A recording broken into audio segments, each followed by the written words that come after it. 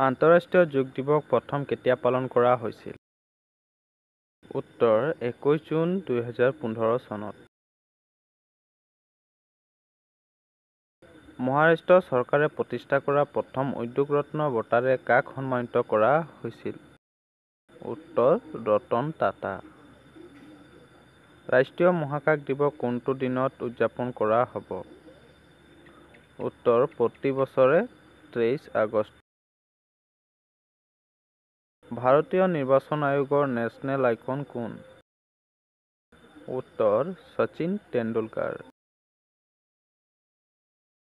ভাৰতীয় সংবিধানৰ পিতৃ বুলি কাক জনা যায়? উত্তৰ বি.আৰ. আম্বেদকাৰ।